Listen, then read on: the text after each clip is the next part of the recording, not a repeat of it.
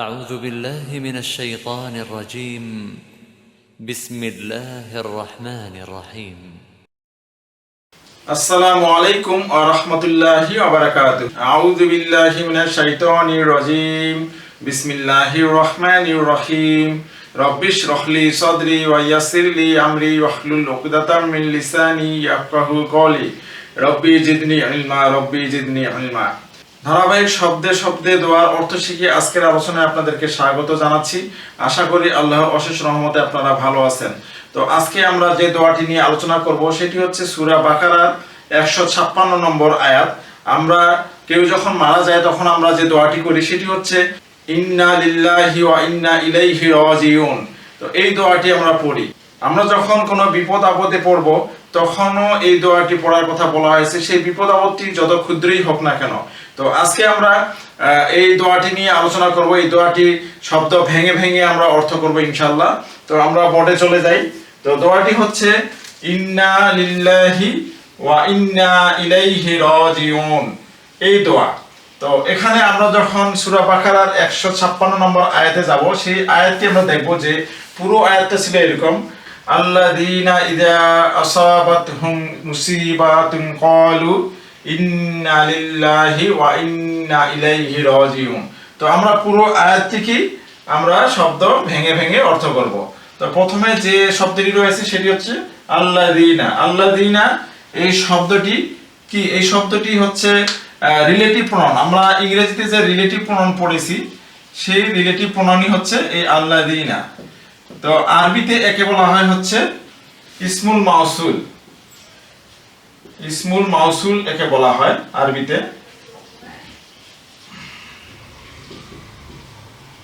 এর অর্থ হচ্ছে যারা। রিলেটিভ প্রনাউন আমরা ইংরেজিতে কি কি জানি?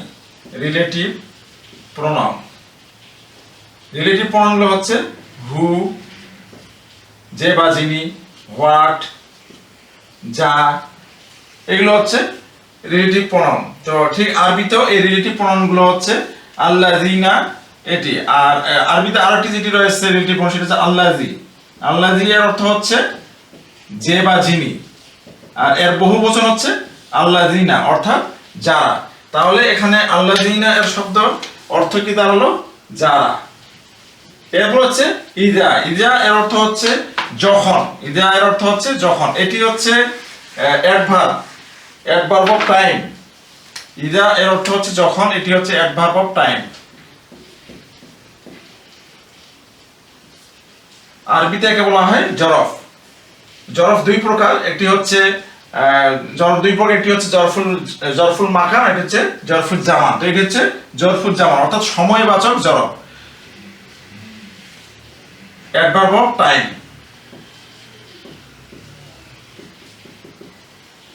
বাংলাকে একে বলা হয় ক্রিয়া বিশেষণ। তো এর অর্থ দাঁড়ালো যখন। এরপরে আছে আসাবাতহুম। আসাবাতহুম এটি আসলে দুইটি শব্দ একত্রিত হয়ে একটি শব্দ গঠিত হয়েছে, আসাবাতহুম।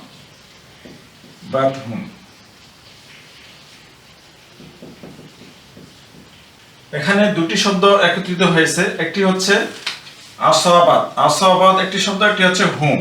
তো আসাবাত কি? আসাবাত হচ্ছে একটি ক্রিয়া। আসাবাত হচ্ছে একটি ক্রিয়া। এই ক্রিয়ার সঙ্গে একটি সর্বনাম হুম যুক্ত হয়েছে। তো আমরা জানি ক্রিয়াগুলো, আরবি ক্রিয়াগুলো মাসদার বা ভার্বাল নাউন থেকে রূপান্তরিত হয়। তো একটি ভার্বাল নাউন হচ্ছে ইসাবাতুন। ইসাবাতুন এর অর্থ হচ্ছে আক্রান্ত করা, আঘাত করা। তো এই ইসাবাতুন এই শব্দটি থেকে অর্থাৎ এই মাসদারটি থেকে যে ক্রিয়াটি রূপান্তরিত হয়ে আসছে সেটি হচ্ছে আসাবা। আসাবা হচ্ছে সেই ক্রিয়াটি। এর অর্থ হচ্ছে যে সে আক্রান্ত করলো বা সে আঘাত করলো।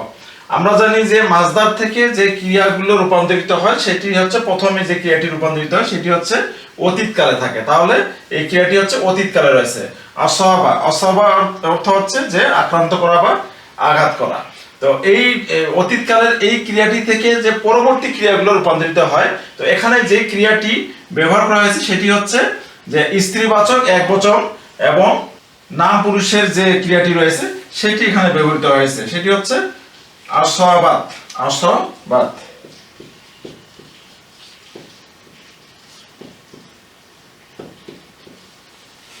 এখানে স্ত্রীবাচক যে ক্রিয়াটি রয়েছে সেই ক্রিয়াটি এখানে ব্যবহৃত হয়েছে।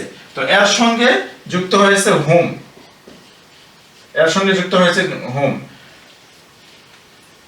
এই হুমটি হচ্ছে এখানে অবজেক্ট বা কর্ম হিসেবে যুক্ত হয়েছে। এই হুমটি এখানে অবজেক্ট বা কর্ম হিসেবে যুক্ত হয়েছে। এই ক্রিয়াটি অবজেক্ট বা কর্ম হিসেবে ব্যবহৃত হয়েছে।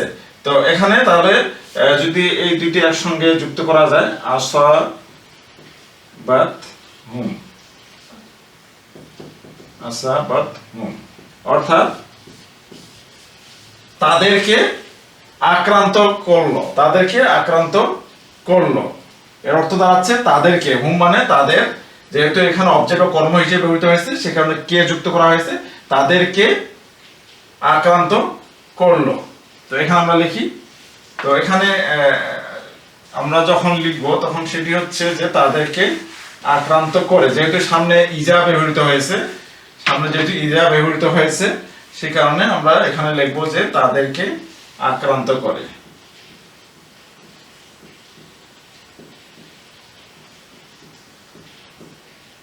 তো এখানে আরেকটি বিষয় জেনে রাখা দরকার, সেটা হচ্ছে ইজা, যে আমরা জেনেছিলাম যে এটি একটি জড়ক বা অ্যাডভার্ব। তো এটি কিন্তু আরবিতে শর্তবাচক হিসেবেও আসে, শর্তবাচক ইসিম হিসেবেও কিন্তু আসে, অর্থাৎ শর্ত প্রকাশ করে। যেমন ইজা, যখন, যখন এটা হয় তখন এই কাজটা হয়, এরকম বিষয়টা হয়। তো এখানে শর্তবাচক ইসিম হিসেবেও কিন্তু আরবিতে এই ইজা শব্দটি আসতে পারে। তো এরপরে তো আমরা এখানে দেখতেছি যে আসাবাত, আসাবাত এই যে ক্রিয়াটি ব্যবহৃত হয়েছে, এই ক্রিয়াটি এখানে স্ত্রীবাচক ব্যবহৃত হয়েছে। কেন স্ত্রীবাচক ব্যবহৃত হয়েছে? কারণ এর ফাইল বা কর্তা, প্রতিটি ক্রিয়ার কিন্তু একটা কর্তা থাকে। তো এর কর্তাটা হচ্ছে স্ত্রীবাচক, কর্তাটা হচ্ছে স্ত্রীবাচক। যে মুসিবাতুন, মুসিবাতুন হচ্ছে এখানে কর্তা। তো এই কর্তাটা কিন্তু স্ত্রীবাচক, অর্থাৎ যে গলতা থাকার কারণে কিন্তু স্ত্রীবাচক হয়। এই স্ত্রীবাচক হওয়ার কারণে কিন্তু এই ক্রিয়াটিও স্ত্রীবাচক হয়েছে। তো এরপরে শব্দ রয়েছে মুসিবাতুন। মুসিবাতুন কি? মুসিবাতুন, মুসিবাতুনের অর্থ হচ্ছে বিপদ। মুসিবাতুনের অর্থ হচ্ছে বিপদ বা দুর্ঘটনা। তো এখানে এই আয়াতে বিপদ বলতে কিন্তু সব ধরনের ছোট বড় যা আছে সব ধরনের বিপদকে বোঝানো হচ্ছে। হ্যাঁ, ছোট বড় যত ধরনের বিপদ রয়েছে সব বিপদগুলোকে এখানে বোঝানো হচ্ছে। এই যে বিপদগুলো মুমিনকে কষ্ট দেয়, যে বিপদগুলো মুমিনকে কষ্ট দেয় সেই বিপদগুলো কিন্তু এখানে কথা বলা হয়েছে। তো এখানে আমরা যদি তাফসির দেখি, তাফসিরে আমরা দেখবো যে এখানে মানে ছোটখাটো যে বিপদগুলো রয়েছে যেগুলো মুমিনকে কষ্ট দেয় সেগুলোর ক্ষেত্রেও কিন্তু এই যে দোয়াটি রয়েছে ইন্না লিল্লাহি ওয়া ইন্না ইলাইহি রাজিউন, এই দোয়াটির কথা কিন্তু বলা হয়েছে। হ্যাঁ, ছোট বড় যত যেমনই বিপদ হোক সেই বিপদের ক্ষেত্রে এই দোয়াটি বলার কথা বলা হয়েছে। তো এখানে হচ্ছে মুসিবাতুন মানে হচ্ছে বিপদ।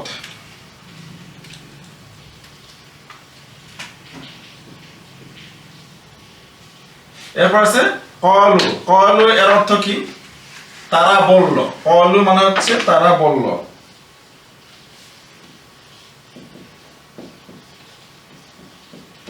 মাজদার ক্বালুন। ক্বালুন মাজদার বা ক্রিয়া বিশেষ্য থেকে গঠিত ক্রিয়া হচ্ছে ক্বালা, মানে সে বলল, এর অর্থ হচ্ছে বলা।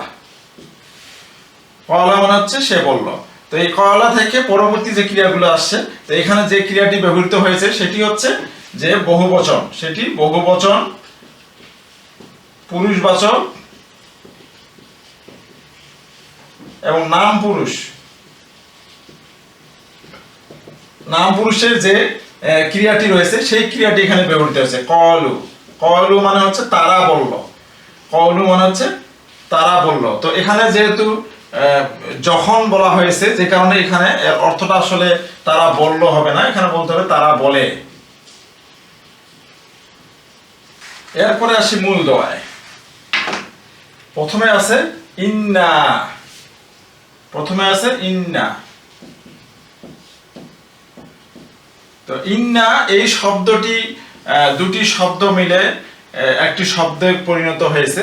তো শব্দ দুটি হচ্ছে, একটি হচ্ছে ইন্না, আরেকটি হচ্ছে নাহনু। এই দুটি শব্দ একত্রিত হয়ে ইন্না ব্যবহৃত, ইন্না হয়েছে। তো প্রথমে যে শব্দটি সেটি হচ্ছে ইন্না, এটি হচ্ছে একটি পার্টিকেল, অর্থাৎ আরবিতে একে বলা হয় হরফ, ইংরেজিতে একে পার্টিকেল বলে। তো এর অর্থ হচ্ছে নিশ্চয়ই, এর অর্থ হচ্ছে নিশ্চয়ই, ইনডিড। আর নাহনু মানে হচ্ছে আমরা, এটি কিন্তু সর্বনাম বা আরবি থেকে বলে দমির। এই দুটো শব্দ একত্রিত হয়ে গেল হচ্ছে ইন্না।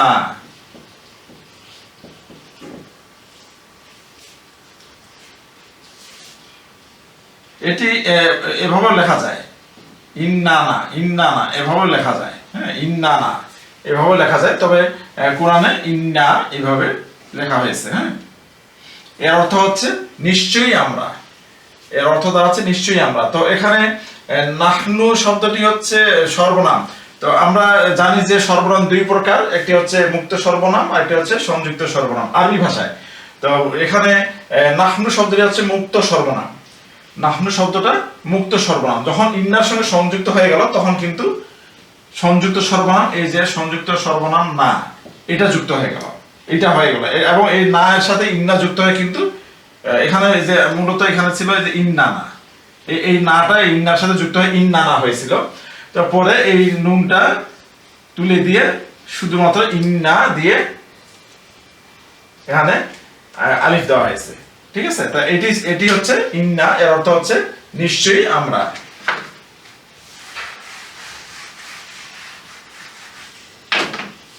এর অর্থ হচ্ছে নিশ্চয়ই আমরা।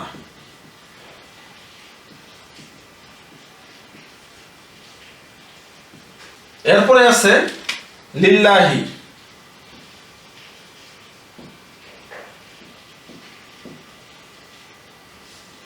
লিল্লাহি মাহফিল গুলোতে বলে না লিল্লাহি তাকবীর, এই সেই লিল্লাহি, লিল্লাহি তাকবীর, আল্লাহু আকবার। এই যে লিল্লাহি, এই লিল্লাহি এর অর্থ কি? এই লিল্লাহি এর অর্থ হচ্ছে আল্লাহর জন্য, লিল্লাহি তাকবীর, আল্লাহর জন্য তাকবীর, আল্লাহু আকবার। তাহলে এখানেও কিন্তু দুটি শব্দ একত্রিত হয়েছে, শব্দটি হচ্ছে একটি হচ্ছে লি আর একটি হচ্ছে আল্লাহ। এই দুটি শব্দ একত্রিত হয় লিল্লাহি হয়েছে। তো এখানে লি এর অর্থ হচ্ছে জন্য, লি এর অর্থ হচ্ছে জন্য বা ফর, এটি প্রিপজিশন, এটি হচ্ছে প্রিপজিশন। আরবি থেকে বলা হয় হচ্ছে হরফে জর, আরবি থেকে বলা হয় হরফে জর, প্রিপজিশন। তো আমরা জানি আরবি যে প্রিপজিশন গুলো রয়েছে, এই প্রিপজিশন গুলোর পরে যে ইসিমটি ব্যবহৃত হয় সেই ইসিমটি কিন্তু জের যুক্ত হয়, এটি আমরা জানি। যদি আমরা না জেনে থাকি তাহলে আমার বেসিক অ্যারাবিক ল্যাঙ্গুয়েজ নামে একটি প্লেলিস্ট রয়েছে, সেখানে প্রিপজিশনের যে লেসনটি রয়েছে সেটি আপনারা দেখে আসতে পারেন। আমরা যদি বলি যে বাড়ির দিকে, তাহলে হবে কি ইলাল বাইতি, বাড়ির দিকে হলে ইলাল বাইতি।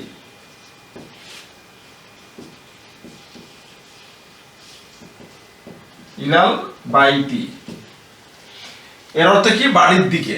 এই যে ইলা, এই ইলা শব্দটি হচ্ছে প্রিপজিশন, এই ইলা শব্দটি হচ্ছে প্রিপজিশন, এবং এই প্রিপজিশন হওয়ার কারণে কিন্তু এটি ছিল কি আল বাইতু ছিল, আল বাইতু ছিল, ঠিক আছে। এই প্রিপজিশন আসার কারণে কিন্তু এটি আল বাইতি হয়ে গেছে।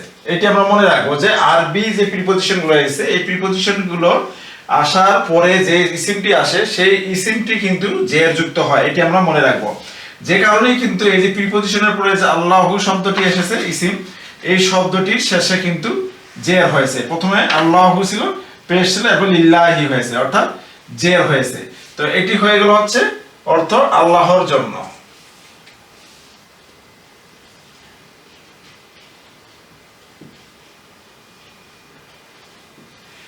এরপরে ওয়া ইন্না, ওয়া হচ্ছে কনজাংশন, অর্থাৎ সংযোজক অব্যয়।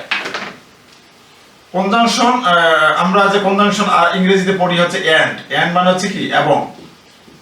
এই এন্ড বা এবংই হচ্ছে ওয়াও, একে আরবিতে হরফে আত বলে, আরবিতে একে হরফে আত বলে বা কনজাংশন। তাহলে এর অর্থ দাঁড়ালো হচ্ছে এবং। আর এটা তো আমরা কিছুক্ষণ আগে পড়লাম, ইন্না মানে হচ্ছে নিশ্চয়ই আমরা।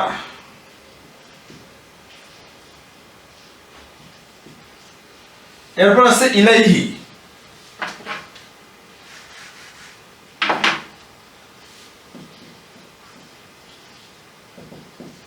ইলাইহি, ইলাইহি এর অর্থ কি? ইলাইহি এর অর্থ কি? এখানেও কিন্তু দুটি শব্দ একত্রিত হয়েছে। কি কি শব্দ? একটি হচ্ছে ইলা,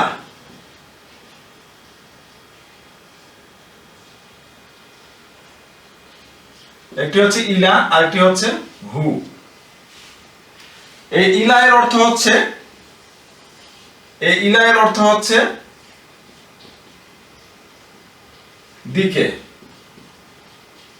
বা প্রতি, আর হু অর্থ হচ্ছে তার। তাহলে কি হলো? এর অর্থ তার দিকে বা তার প্রতি। তো এখানে ছিল পেশ, কিন্তু এখানে হয়ে গেল জের। কারণ কি? কারণ হচ্ছে এই হু কিন্তু হচ্ছে সর্বনাম। সর্বনাম আমরা জানি দুই প্রকার, কিছুক্ষণ আগে বললাম। সর্বনাম দুই প্রকার, একটি হচ্ছে সংযুক্ত সর্বনাম, একটি হচ্ছে মুক্ত সর্বনাম। সংযুক্ত সর্বনামগুলো হচ্ছে হু, হুমা, হুম, হুন্না, এগুলো। তো চারটা সংযুক্ত সর্বনাম, একটি হচ্ছে হু, হুম, হুমা, আর হচ্ছে হুন্না। এই চারটা সর্বনামের পূর্বে যদি ইয়া সাকিন অথবা জের আসে, তাহলে সবগুলোর সামনের অক্ষরে কিন্তু জের হবে। এখানে আমরা দেখতেছি যে ইলাইহি, এর সামনে কিন্তু একটি ইয়া সাকিন আসছে। ইয়া সাকিন আসার কারণে কিন্তু এই হুটা হি হয়ে গেছে। এটি আমরা মনে রাখবো যে এই চারটা সর্বনামের পূর্বে যদি ইয়া সাকিন বা জের আসে, তাহলে এটি প্রথম অক্ষরটি জের যুক্ত হবে। তো তাহলে ইলাইহি তার মানে হচ্ছে তার দিকে, তার দিকে। ইলাইহি এর অর্থ হলো তার দিকে।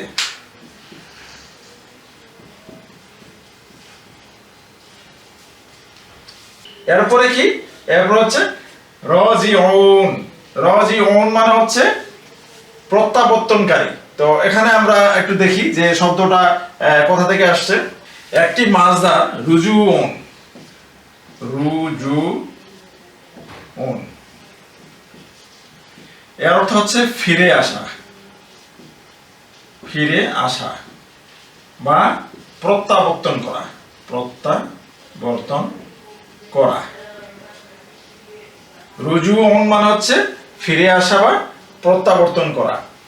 তো এটি হচ্ছে একটি মাজদার বা ভার্বাল নাউন। আমরা জেনেছিলাম যে ক্রিয়াগুলো মাজদার বা ভার্বাল নাউন থেকে গঠিত হয়।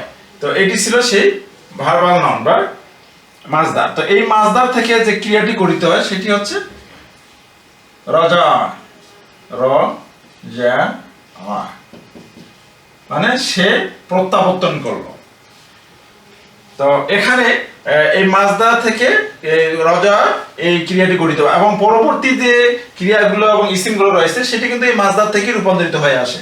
তো এই মাজদার থেকে গঠিত রুজুউন, এই মাজদার থেকে গঠিত একটি কর্তা বিশেষ্য। কর্তা বিশেষ্য হচ্ছে কি? রাজিউন, রাজিউন, রাজিউন এটা হচ্ছে কর্তা বিশেষ্য।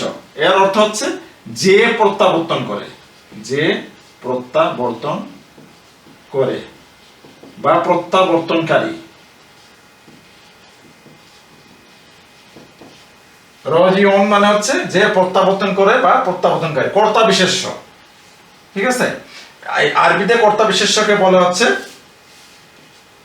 ইসমে ফাইল। ইসমে ফাইল বলে আরবিতে এই কর্তা বিশেষ্য। এখন এটি কিন্তু সিঙ্গুলার নাউনে আছে, সিঙ্গুলার নাউনে আছে।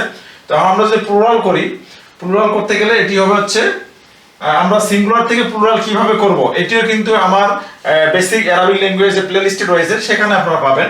তো এটিকে যদি আমরা প্লুরাল করি তাহলে এরকম হবে, র জি উনা।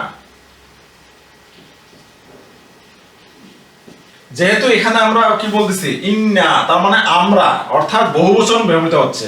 তাহলে আমরা যে প্রত্যাবর্তনকারী, আমরা যে প্রত্যাবর্তনকারী, সেই ক্ষেত্রে এই যে ইসিমটা এখানে প্রত্যাবর্তনকারী যে ইসিমটা আসতেছে, এই ইসিমটাকে কিন্তু বহুবচন নিতে হবে। যেহেতু আমরা বহুবচন আসতেছে, এই কারণে কিন্তু আমরা এই বহুবচন নিলাম, রাজিউন, অর্থাৎ আমরা প্রত্যাবর্তনকারী। তাহলে এখানে এর অর্থ দাঁড়ালো কি? প্রত্যাবর্তনকারী, প্রত্যাবর্তনকারী। তো তাহলে আমরা যদি এই আয়াতটিকে পুরোপুরি অর্থ করি তাহলে কেমন দাঁড়াচ্ছে? যে যারা তাদেরকে যখন বিপদ আক্রান্ত করে তখন তারা বলে নিশ্চয়ই আমরা আল্লাহর জন্য এবং নিশ্চয়ই আমরা আল্লাহর দিকে প্রত্যাবর্তনকারী। তো এই ছিল আজকের দোয়া। আমরা সূরা বাকারার 156 নম্বর আয়াত শব্দ ভেঙে ভেঙে অর্থ করলাম। নিশ্চয়ই আপনারা এতে কিছুটা হলেও উপকৃত হয়েছেন। যদি উপকৃত হয়ে থাকেন আমি আশা করব আপনারা আমার চ্যানেলটিকে সাবস্ক্রাইব করবেন এবং লাইক কমেন্ট শেয়ার দিয়ে পাশে থাকবেন ইনশাআল্লাহ। তো পরবর্তীতে আবারও কোনো দোয়া নিয়ে হাজির হবো ইনশাআল্লাহ। সে পর্যন্ত আপনারা ভালো থাকবেন, সুস্থ থাকবেন। আসসালামু আলাইকুম ওয়া রাহমাতুল্লাহি ওয়া বারাকাতুহু।